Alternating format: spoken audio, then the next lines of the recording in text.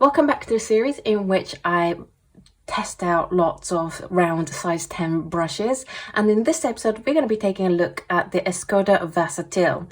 Probably pronouncing it wrong. Versatil, Versatil. There's an accent over the A. I should know how to pronounce this because I've done a little bit of Spanish, but it is a gorgeous handle. I love the handle on this, and it just presents really well. And it looks really expensive, but it's actually quite affordable. It is £9.70 on Jackson's, and then it is more expensive over in America at $23.19 at Blick, because it's a European make, so it's going to be cheaper to get it from Europe than from America, but it is available in the United States if you wish to get it from there. This is the Escoda Versatil S1540, and it is the round size 10 as always. The bristle is made with synthetic Kolinsky sable, so it's vegan, but it's supposed to act like a sable. So not a sable mix, but it's supposed to act like sable. In terms of snap, it's a light snap. It's definitely snappier than a traditional sable would be. And you see the brush kind of bulge outwards from about here onwards. That's going to hold plenty of water. Yeah, it's definitely snappier than a sable. So even though it's a sable replacement, it's still definitely a synthetic, and I think you would get confused if you try to use this as a sable. It's much easier if you keep this as in your mind as a synthetic brush. Bristle length of 24mm, so it's a couple of millimeters shorter than all the brushes that we've featured so far. They'll be 26mm. You don't really feel that much of a difference. It might feel a little bit short, but you won't notice it that much. The diameter of the bristle is 5.7, so again a little bit narrower. It's a little bit shorter, a little bit narrower than the others. Overall length brush is 23.2, and it is designed for watercolor, oil and acrylic. And this brush is available in size from 3/0 to 22, which is quite a wide range. In terms of water capacity, it has a high water capacity. It's only around here, right at the bottom, that the brush becomes more of a dry brush.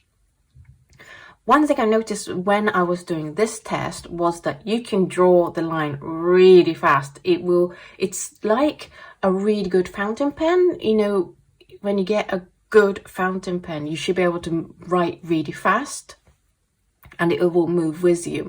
This felt like that. You could go really fast in the lines and it will just offload the water. So it is a faster offloading the water than, say, the Pro Art Connoisseur that we tried in the previous episode. The tip is very soft. I have to say, we tried the Red Sable mix in the previous episode, and this feels a lot like it, which is amazing for a synthetic Kolinsky. In terms of release though, as you can see, it's not as good. You can see that there's a lot of dumping of water right in the middle and very little water coming off it when it's just the tip. And this is something I find with very shaped brush like this. And this is something I find with very shaped tip like this. When it's cut like that, I find that the tip of the brush when it's wet behaves very differently. So this bit behaves very differently to the rest of the brush, and I found that with the Princeton Heritage as well. So when you just paint with the tip and when you paint with the full body, has very different reaction on the paper, if that makes sense. So that's definitely one of the things to look out for when you're choosing a brush. Do you want a really shaped tip that's going to behave differently to the rest of the brush, or do you want one that's a little bit more homogenized and not going to be quite so different from tip to the belly? Because it is a pretty decent wet brush, when you do the max width, you get nice clean edges because you got the fast offloading of water and there's a lot of it coming off. It is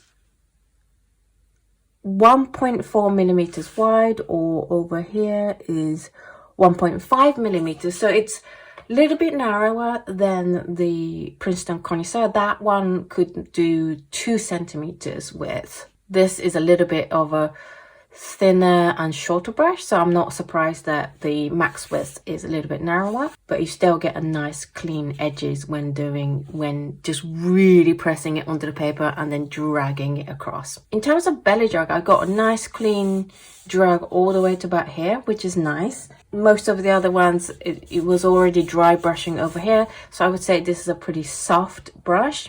In terms of thin lines, I noticed this, and we noticed this in the Princeton Heritage as well. It does do pretty good thin lines, but it's not very good at doing the longer thin lines. So I would keep this for just doing shorter thin lines.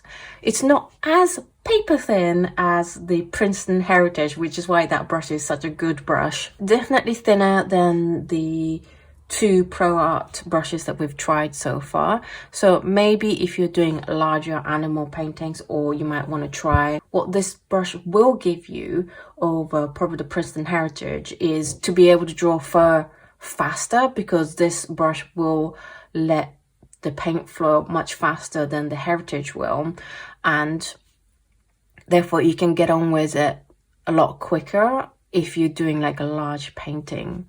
So this will be a great one if you do a lot of furs or grass or that kind of little fine short lines.